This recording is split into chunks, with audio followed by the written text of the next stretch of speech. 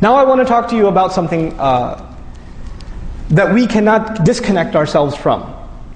You know, the struggle of Islam, of course, is a timeless struggle. But at the same time, we are living in 2010. And we are living in a context where the Muslims have gone through quite a bit of change in the last 100 years. The last 100, 150 years have been a very transformational time for the Ummah. We cannot separate ourselves from our history. How we think, how we understand Islam, where we are today, is a product of a lot of events that have taken place. And if we don't understand those events, and what got us here, then we're not going to be able to understand how to move forward. So very briefly, I'll just mention one thing. Islamic movements over the last 100 to 150 years. In 1924, the last remnant of what was an Islamic state falls. This is the Ottoman Empire, of course, right? The Ottomani state. It collapses in 1924.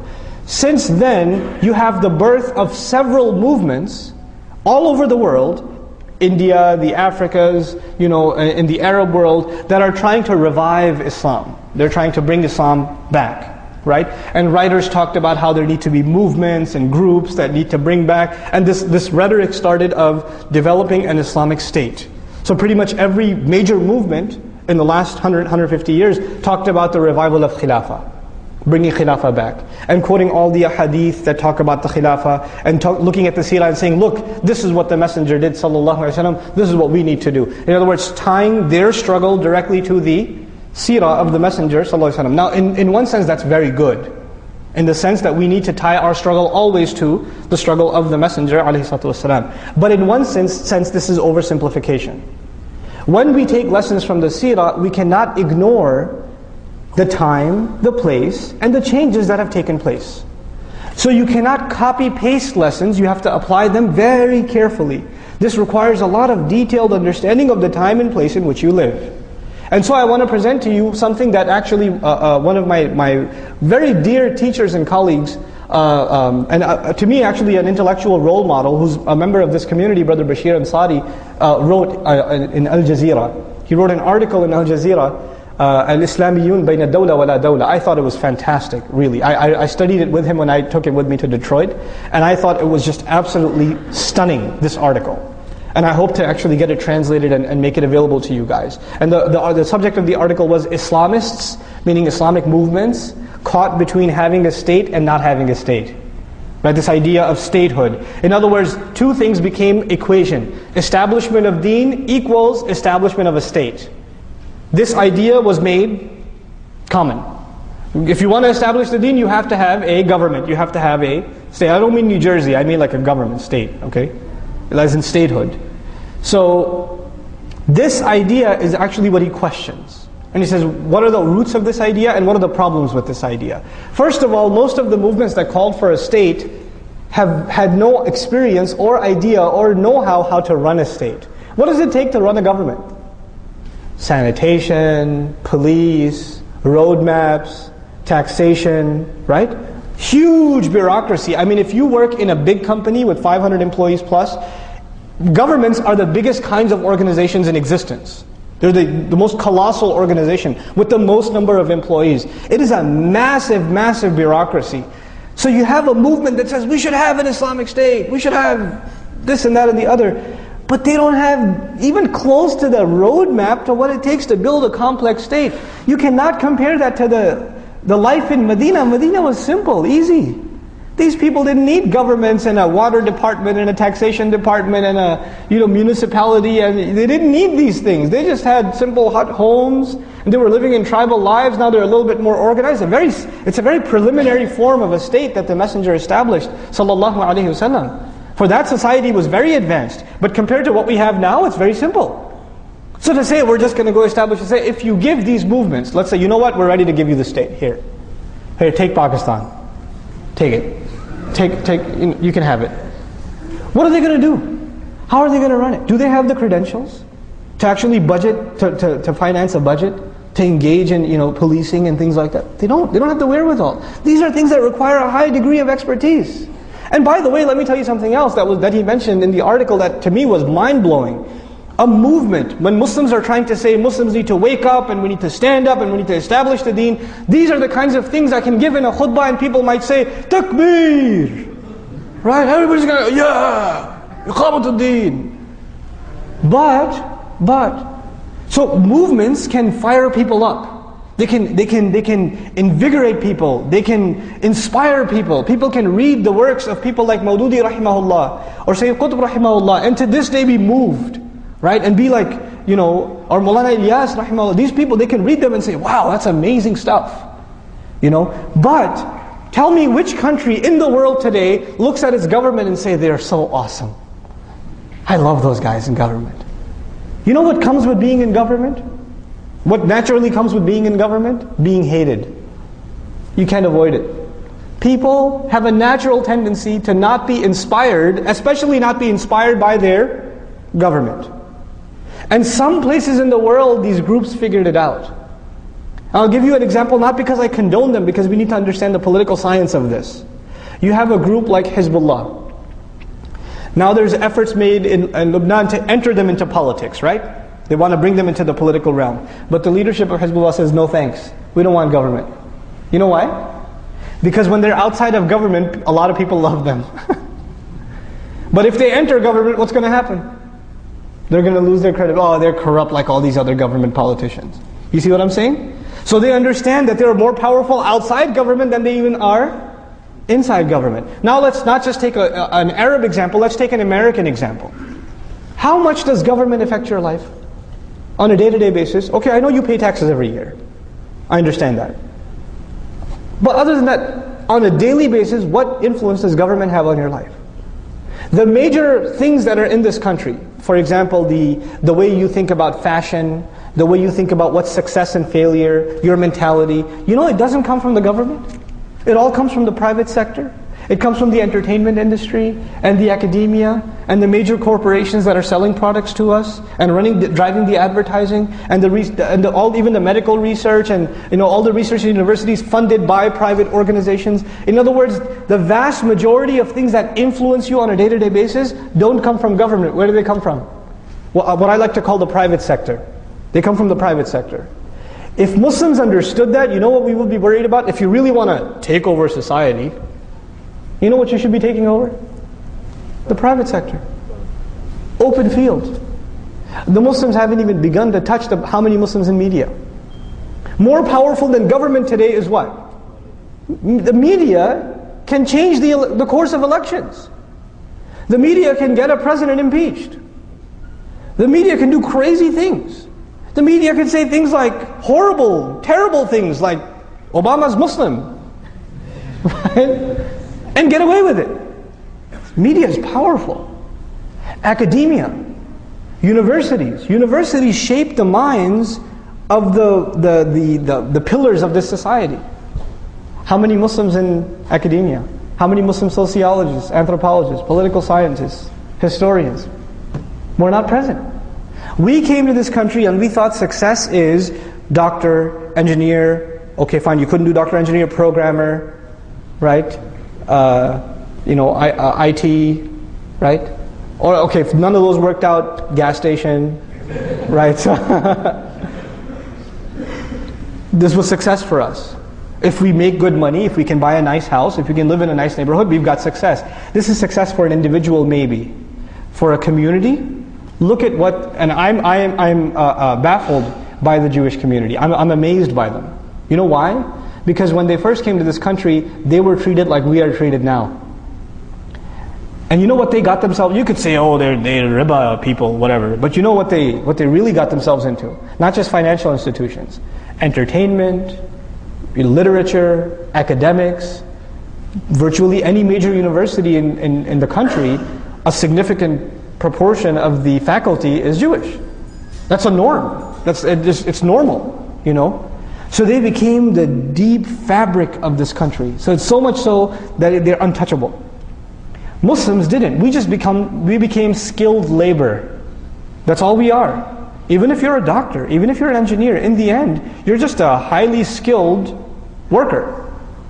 You're not someone who influences minds or causes ripples in society. You're not.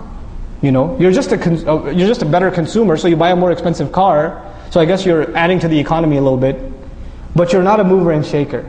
You're not an influencer of minds. You understand? So Muslims, we have to understand, to penetrate this society, we need to enter the private sector. To enter the private sector, we need to be in major positions in universities all over this country.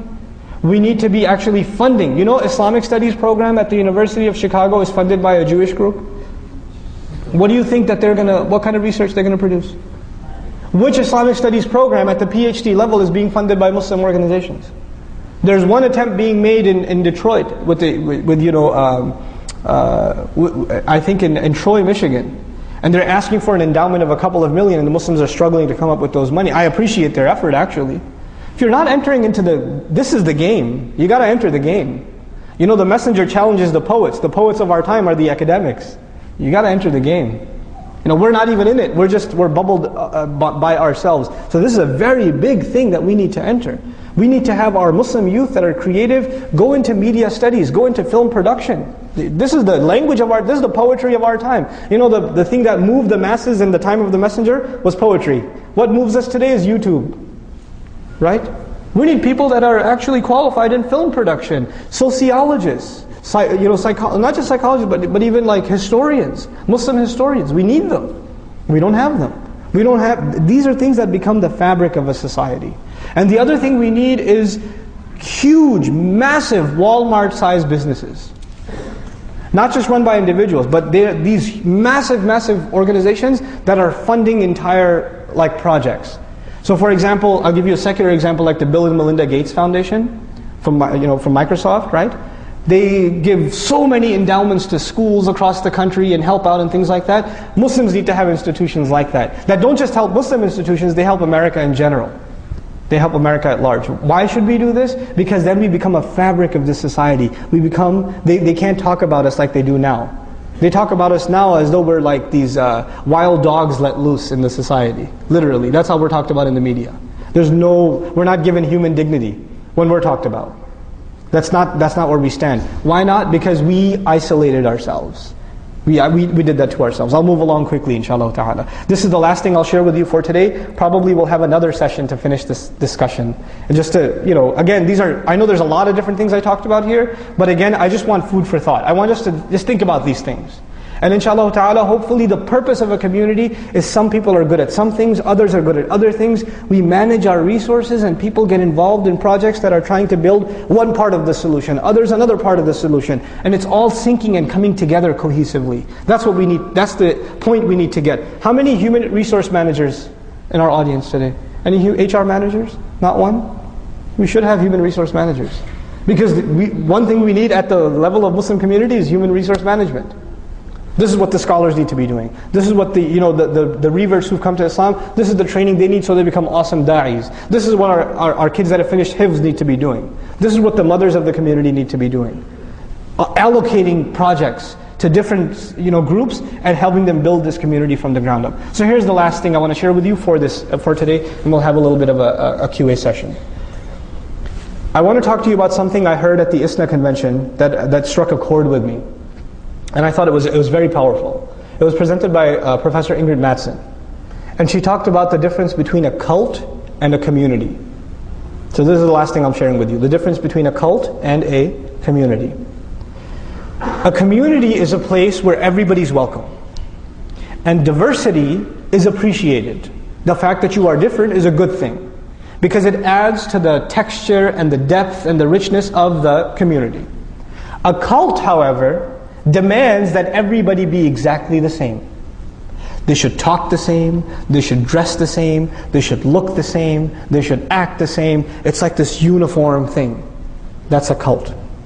Now, in a community, when somebody makes a mistake, Muslims, we make mistakes. Somebody falls into sin. Somebody veers off the path. What a community does is it nurtures them and says, look, we all make mistakes, let me help you. And they can bring you back. And they can support you until you're back on your feet again. In other words, the community travels together, and when somebody trips and falls, there are others who can pick you up and take you along. In a cult, when somebody makes a mistake, they're kicked out. There's no tolerance. You got out of line, you're done. You're finished. In a community, you have this idea that when you want to engage and help people understand themselves better by open conversation. You want to be able to ask questions without being afraid of criticism. So for example, one of you has the right to ask me a question that other people might look at them, how could you ask that question?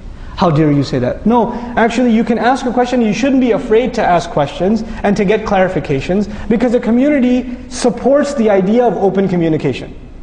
There should be nothing is taboo. We should be able to ask whatever we want to ask without being afraid of being judged, right?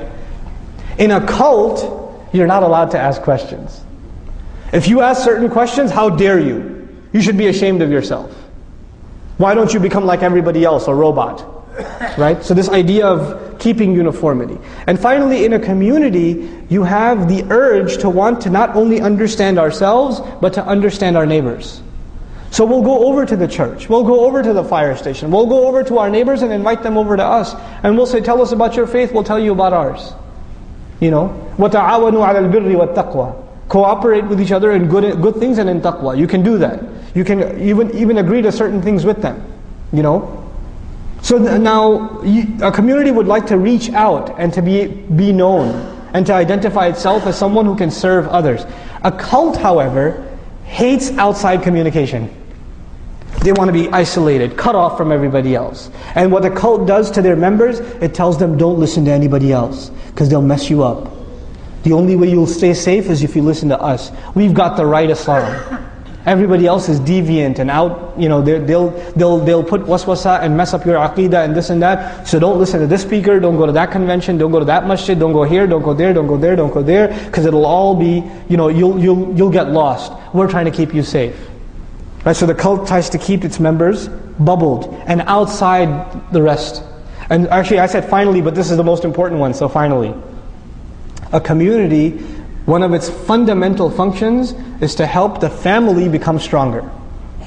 So in a community, it trains you to become a better father, a better husband, a better wife, a better son, a better daughter, a better neighbor. It makes you develop better relationships. Right? That's what a community does. You know what a cult does? It cuts you off from your family. You have conflicts in the house. You have disagreements and arguments. You have the home turns into a battlefield. Why? Because you're trying to turn your family doesn't agree with your cult, so the family became the enemy. And the cult will even come and say your family is a fitna. You should, they're dunya, we're calling you to deen, so leave your family. This is a cult. And the reason I make this distinction is, a lot of masjids in this country are cults. A lot of masjids are cults. And what we need in this country is communities. We desperately need communities. We need to understand this difference, and we need to help our masjids come out of a cult and eventually become a community.